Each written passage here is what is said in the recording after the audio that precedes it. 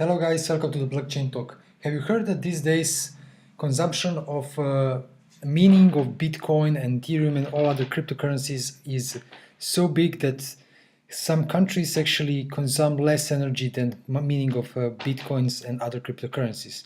So we clearly can see that consumption of energy by doing proof of work is getting bigger and bigger as the crypto community is growing up. So we see some problem of scaling the whole system up. And here we can find also some other examples how to verify our transactions on a different blockchains. And Ethereum is now actually planning to do switch from proof of work to proof of stake. So let's see actually what is a proof of stake and how it can help in a meaning of our transactions, actually confirming our transactions. So first I want to say that meaning of our transaction is also not that centralized anymore as it was before, since if you just take a look on meaning pools like from blockchain.info, this is a graphic from their website, and we can see there is so many small meaning pools and meaning companies that actually confirming transaction that getting added to the blockchain, but there is still just 3 or 4 players who are actually just mining. Their mining power, their hash power is so big that they can actually do whatever they want. That's actually also a problem, not just consumption of energy itself, but their power of confirming transactions is huge. If you watch some of my previous video, you can basically notice that there was one period of time, if you take a look here, when the Bitcoin actually had a huge drop when the Bitcoin Cash attacked Bitcoin. So we can clearly see that here. I think it was less than a month ago. So yeah, exactly this line here, when the Bitcoin pulled down, so made a big drop, that was a period when the Bitcoin Cash attacked Bitcoin. So all miners switched from Bitcoin to the Bitcoin Cash. Not all miners, but basically these few players that are really good with like they call them Chinese mafia. So the huge Chinese mining facilities that actually just switch from Bitcoin to Bitcoin Cash, and the whole Bitcoin transaction mempool was just blocked. Like it's so many transactions stuck in mempool, and the transaction fees are so big. So basically, if this continue and if nobody wants to mine any more Bitcoin, he would be just completely dead. So many transactions would never get to the blockchain. So proof of stake can solve that problem. Proof of stake can solve also the problem of huge consumption of electricity. So if you just think about what is proof of work is just machines like giving so much hash power to solve some puzzles, like just compute some mathematical things, and then basically based on that put the block into the blockchain, confirm the transactions. So to remove these problems, we are using proof of stake.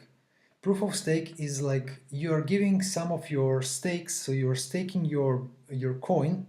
So in this case Ethereum, you're staking your Ethereum, and with this stake you are confirming transaction.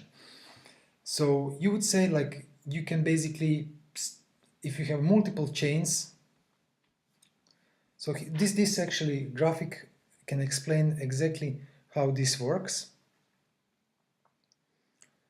And if you have, for example, this kind of blocks, you can say like, okay, you can always have malicious people who will stake on both sides, like a real transaction and fake transaction. But this will actually not be case with the Casper. With the Casper Ethereum fork that will happen in the future soon, probably, they managed to find a way to actually punish these malicious malicious stakers, and what they do is if you are like doing these malicious things, you'll just lose your stake. So they will just how they say it, they will stash your stake, and then you will just lose your Ethereum. If you, for example, put inside like, and you stake on one side 100 Ethereums and another side 100 Ethereums, and then so basically you're trying to do some malicious things, they will just take your 100 Ethereums and you will lose them. So you always need to actually act properly and just confirming transaction as they are. It's called nothing at stake. So what is nothing at stake? Nothing at stake. So let's suppose that malicious miner Alice wants to mine on a red chain, and even if she dedicate all her hash power to it, she won't get any other miner to join her on this new chain. Everyone else will continue to mine on the blue chain because it's more profitable and risk-free of mine to longer chain. Now remember, proof of work is extremely expensive, so it makes no sense for miners to waste much resource on a block that will reject on the network anyway. Hence, chain split are avoided of a proof of work system because of amount of money that attacker will have to waste. So, however, the things looks a little bit different when you bring in a POS.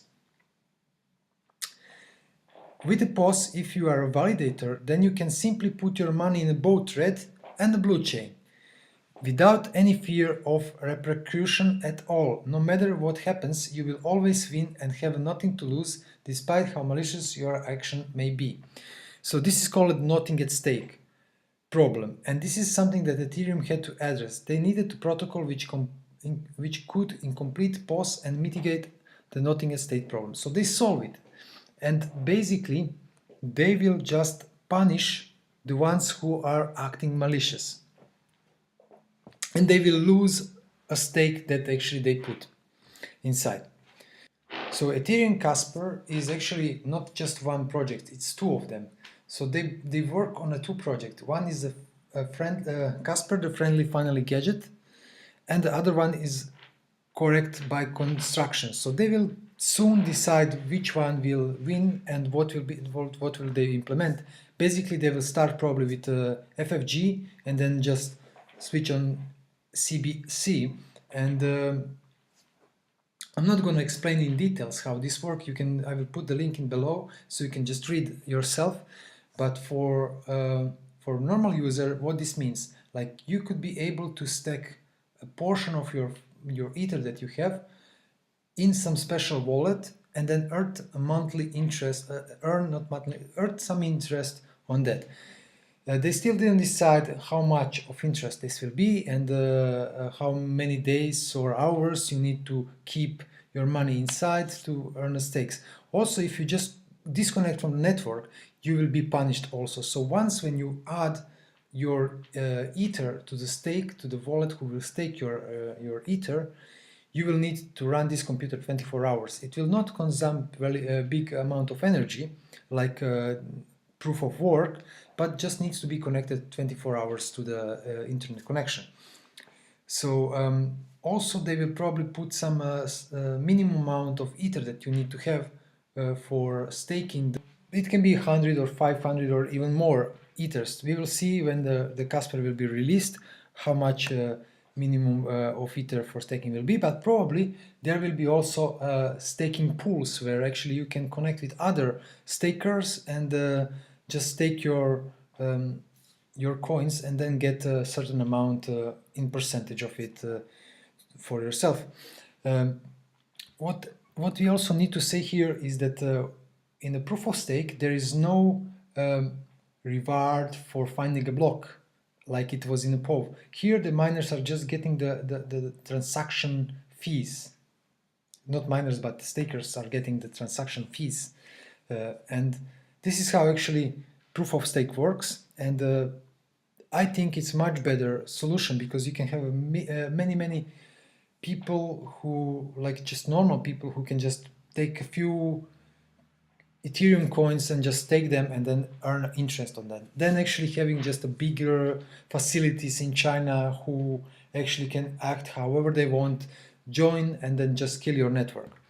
So when this being said, I think I tried to explain you what is a proof of stake. If you have questions or anything, just drop a comment below, hit the subscribe button and the notification bell, and see you in the next video. Thank you.